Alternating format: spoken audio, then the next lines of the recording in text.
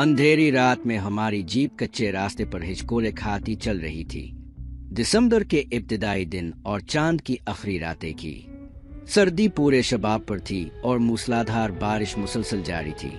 मेरा पुरअसरार गाइड और ड्राइवर पिछले 2 घंटों से बड़ी महारत से जीप को खुड्डों और कीचों में से निकाल कर चला रहा था।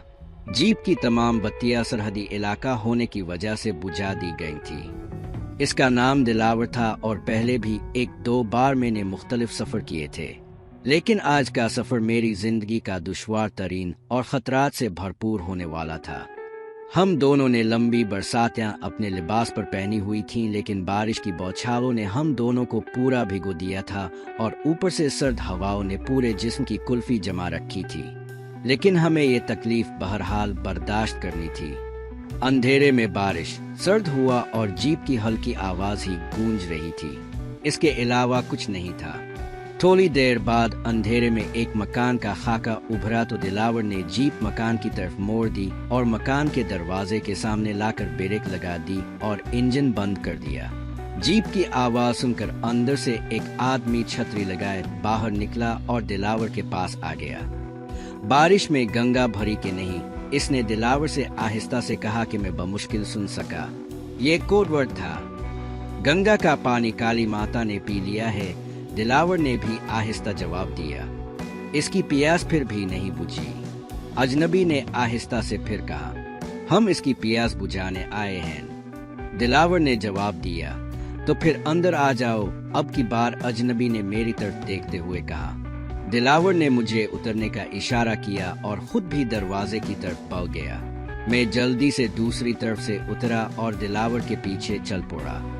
अजनबी पहले ही दरवाजे से अंदर जा चुका था। पहले दिलावर और फिर इसके पीछे में दरवाजे में दाखिल हुआ। ये एक छोटा सा 2 कमरों का पक्का मकान था, जिसका बरामदा और छोटा सा सहन था, जिसे हम अबूर करके बरामदे में आए। अजनबी ने हमें एक कमरे में दाखिल होने का कहा तो दिलावर दरवाजे खोल कर अंदर दाखिल हुआ और इसके पीछे में और मेरे पीछे अजनबी अंदर दाखिल हुआ। कमरे में एक लालटेन रोशन थी और संगी फर्श पर एक अंगीठी जल रही थी, जिससे कमरा खूब गर्म था। कमरे में 2 चारपाइयां एक तरफ वाले कोने में 90 के जावी पर बिछी थी और दूसरे कोने में एक दरवाजा दूसरे कमरे में खिलता था। बाऊ तरफ एक चारपाई खली करके रखी गई थी। हमारे लिबास भीगे हुए थे और पानी निचोड़ रहा था। दिलावर ने मुझे खली चारपाई वाले कोने में आने का इशारा किया और बरसाती और जूते उतारने का कहा। मैंने बरसाती उतारी और एक तरफ खली हुई चारपाई पर डाल दी। फिर जूते और जुराबे उतारे और उन्हें भी एक तरफ डाल दिया। दिलावर ने दूसरे कोने से प्लास्टिक के स्लीपर मेरी तरफ खसकाए, जो मैंने पहन लिए। मेरी पैंट और शर्ट भी काफी भीगी हुई थी, लेकिन उनमें से पानी नहीं निकल रहा था, इसलिए मैंने परवाह ना की और जल्दी से अंगीठी के पास आकर मोहली पर बैठ गया। दिलावर भी बरसाती और जूते जुराबे उतार कर अंगीठी के पास पले मोहली पर आ गया। बाहर की सर्दी और बारिश के मुकाबले में ये कमरा अय्याशी मालूम हो रहा था। दिलावर ने कहा, ये जोरा उस्ताद है, ये तुम्हारी अगले सफर का जिम्मेदार होगा। जोरे उस्ताद ने मुझसे हाथ मिलाया और 2 कपों में थर्मास से गर्मा गर्म चाय डालकर हमें दी। चाय और अंगीठी की तप से हमारे थिथरते जिस्मों को सुकून आ गया। जोरा उस्ताद दूसरे कमरे में गया और एक वाटरप्रूफ एयर बैग और एक चौड़ी बेल्ट नुमा चीज ले आया, जिसके अंदर पैकिंग बनी हुई थी। दिलावर और मैंने एक कप चाय का और पिया और दिलावर ने मुझे कहा, अब तुम्हारा इंचार्ज जोरा उस्ताद है, ये तुम्हें बताएगा कि आगे क्या करना है। मैं अब चलता हूँ, तुम्हें बेहिफाजत उस्ताद तक पहुंचाना मेरा काम था। ये कहकर दिलावर ने उठकर अपने जूते और बरसाती पहनी और मुझ और उस्ताद जोरे से हाथ मिलाकर दरवाजा खोलकर बाहर निकल गया। थोड़ी देर बाद जीप स्टार्ट होने की आवाज आई और फिर ये आवाज बारिश की आवाज में गुम हो गई। यकीनन दिलावर वापस अपने ठिकाने की तरफ रवाना हो गया होगा। उस्ताद जोरे ने मुझसे मजीद चाय का पूछा तो मैंने इनकार कर दिया। इसने खरमूस एक तरफ रखा और एक बेरी निकाल कर मुझे दी और दूसरी निकाल कर अंगीठी से सुलगा कर किश लगाने लगा। मैंने भी बेरी सुलगाई और आहिस्ता आहिस्ता पीने लगा। उस्ताद जोरा बोला, तुम्हें बॉर्डर पार करके भारतीय पंजाब के एक छोटे कस्बे निहाल सिंध वाला में जाना होगा वहाँ हमारा एक आदमी दर्शन के नाम से रह रहा है। तुम्हें इसका असली नाम नहीं बताया जा सकता। वो तुम्हें दिन के 8 और 9 बजे के दरमियान निहाल सिंह वाला के लारी अड्डे के एक ढाबे गुरुदी ढाबा पर नाश्ता करता हुआ मिलेगा। इसकी निशानी सुर्ख शर्ट और काली जीन्स के साथ सफेद जैकेट पहन रखी होगी। इस सर्दी के मौसम में इसने अपनी पहचान के लिए जैकेट के बटन खोल रखे हुए ताकि तुम इसे पहचान सको। मजीद शनाख्त के लिए इसकी जैकेट की बैरूनी जेब में से नीला रेशमी रुमाल तय करके रखा होगा और इसका एक कोना बाहर निकला होगा। तुमने इसे जाकर प्रणाम करना है और आहिस्ता से कहना है, कद्दू की शादी कब हुई थी? वो जवाब में कहेगा, जब चम्मच ने अंगूठी पहनी थी। फिर तुमने कहना है, पेंगुइन ने आज पान के नहीं खाया। वो इसका जवाब देगा, किंग के टोपी ने इसे मना कर दिया था। और तुम पहचान के लिए तीसरा जुमला बोलोगे, आलू ने नाचना कब छोड़ा? वो इसके जवाब में कहेगा, जब दही ने तालियां बजाना शुरू की। और आखिरी जुमला तुमने कहना, ये ऊंट ने चप्पल क्यों पहनी थी? और इसका जवाब वो देगा कि किंग के सूरज ने रेत पर नाचने से मना कर दिया था। ये सारे कोड वर्ड्स याद कर लो। अगर कोई गलती हुई तो दर्शन तुम्हें नहीं पहचानेगा, और अगर तुम 9 बजे तक भी इसके पास ना पहुंच सके तो वो फिर उठ जाएगा और अगले दिन ही आएगा। इस दौरान तुम्हें भारतीय पुलिस, CID और BSF से खुद ही बचना होगा। हम तुम्हारी मदद नहीं कर सकेंगे। और पहचान होने के बाद वो तुम्हें अपने साथ ले जाएगा और अगला मरहला किया होगा ये तुम्हें वो बताएगा। क्या तुम इसके लिए तैयार हो? उस्ताद जोरे ने आहिस्ता आहिस्ता मुझे पूरी तफसील बताई। मेरे पास हाँ करने के सिवा कोई चारा नहीं था, क्योंकि पाकिस्तान में रहकर भी मुझे अपनी जान का हर दम दौका लगा रहता था। पुलिस कुत्तों की तरह मेरे पीछे थी और उन स्मगलरों ने मुझे पनाह दी हुई थी, और अब मैंने उनका ये काम करना ही करना था, वरना मेरा और कोई ठिकाना नहीं था। मैंने हाँ कहा तो उस्ताद ने एक अंदरूनी दरवाजे की तरफ इशारा करते हुए कहा, दूसरे कमरे में भारतीय देहात के मजदूर नुमा नौजवानों का आम लिबास पेंट शर्ट पली है, साथ में वाटर प्रूफ जैकेट भी है, और साथ में प्लास्टिक के लांग बूट नुमा जूते हैं जो बारिश में पहने जाते हैं, वो भी पहन लो। मैंने दूसरे कमरे में जाकर लिबास बदल लिया और अपनी चीजें, जिनमें एक रिवॉल्वर भी था, जैकेट और शर्ट की जेबों में शिफ्ट कर लिए। मैं बाहर आया तो उस्ताद जोरे की तेज निगाहों से मेरा रिवॉल्वर छुपा ना रह सका। इसने कहा, ये रिवॉल्वर पानी में भीग कर बेकार हो जाएगा, और अगर दूसरी तरफ पकड़े गए तो ये तुम्हारे लिए खतरनाक साबित हो सकता है, इसलिए इसे यही छोड़ दो। मैंने रिवॉल्वर उस्ताद को दे दिया। इसने बेल्ट नुमा चीज उठाई और मेरी शर्ट ऊपर करके मेरी कमर से इस तरह बांध दिया कि जब तक इसे खोला ना जाए वो गिरा उतर नहीं सकती थी। मैंने शर्ट नीचे की तो इसकी वजह से मेरा पेट जरा सा निकला महसूस हो रहा था, लेकिन कोई देखकर ये नहीं कह सकता था कि अंदर कोई चीज बंधी है। फिर उस्ताद ने मुझे जैकेट पहनने का कहा। जैकेट पहनी तो उस्ताद ने एयरबैग मेरी पीठ पर लाद दिया और बोला, भारतीय सरहद तुम्हें है पानी में तीर कर पार करनी है, और इस बैग में तुम्हारी खुश्क कपड़े और बरसाती हैं। सरहद पार करके किसी महफूज जगह कपड़े तब्दील करके ये वाला लिबास बैग समेत दबा देना, और अगर बारिश ना हो तो बरसाती भी दबा देना। आगे की जरूरियात दर्शन पूरी करेगा।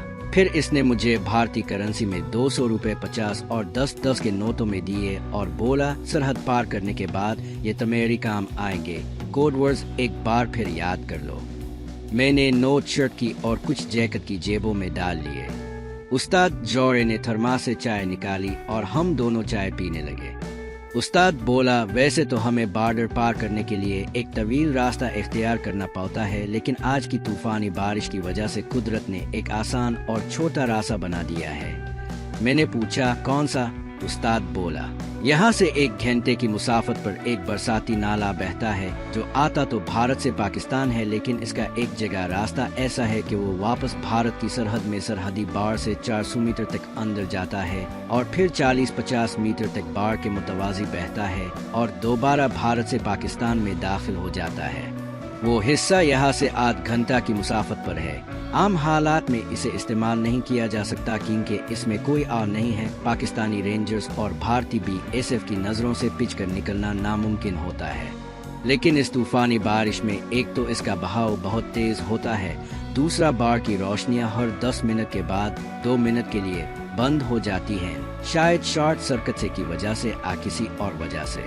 इसलिए नाले के दरमियान में और पानी के नीचे तीर कर सरहद पार की जा सकती है। क्या तुम सांस रोक कर 4-5 मिनट नाले की तह में तीर सकोगे? उस्ताद ने पूछा। जी, मुझे गौताखोरी की तरबियत हासिल है और मैं बगैर सांस लिए 10 मिनट तक पानी में रह सकता हूँ, मैंने जवाब दिया। अच्छी बात है, वरना किसी तरफ से एक गोली चलेगी। और किस्सा खत्म, उस्ताद ने कहा और घड़ी में वक्त देखा। अभी हमारे जाने में कुछ वक्त था। उस्ताद फिर गोया हुआ, तुम नाले में छलांग लगाकर दरमियान में रहना 100 मीटर तक कोई खतरा नहीं, लेकिन इसके बाद तुम्हें तकरीबन 600 मीटर तक का फासला नाले की तह में रहकर तय करना होगा। मेरे ख्याल में बरसाती नाले की जो रफ्तार है, इस हिसाब से 6-7 मिनट में ये फासला तय हो जाना चाहिए। मैंने सर हिलाया तो उस्ताद मजीद बोला, जैसा कि तुमने कहा है कि तुम 10 मिनट तक गौता लगा सकते हो, तो इस हिसाब से तुम्हें नाले के अगले तीरिन तक चले जाना चाहिए। जो भी हो, तो अगर तुम बहिफाजत इस तीरिन तक पहुंच गए तो फिर इस तीरिन से तुम्हें जल्द अज जल्द बाहर निकलना होगा, क्योंकि नाला 40-50 मीटर के बाद वापस पाकिस्तान की तरफ बहना शुरू कर देगा। मैं तवज्जो से उस्ताद की बात सुन रहा था। उस्ताद फिर बोला, तो जब तुम इस तीरिन से बाहर निकलोगे तो सामने 3 इकट्ठे ताली के दरख्त नजर आएंगे। अगर अंधेरा ज्यादा हुआ तो इस तीरिन को अपने पीछे रखकर सीधे आगे जाना। उस्ताद ने लालटेन की मध्यम रोशनी थोड़ी तेज की और एक कागज पर पेंसिल से लकीरें खींचकर नक्शा बनाया। मैंने नक्शा अपने ज़हन में बिठा लिया। उस्ताद मजीद बोला, उन दरख्तों के सामने मतरूक भुट्टा है, इसके पास से एक सीधा रास्ता भारत के बॉर्डर से अंदर की तरफ जाता है।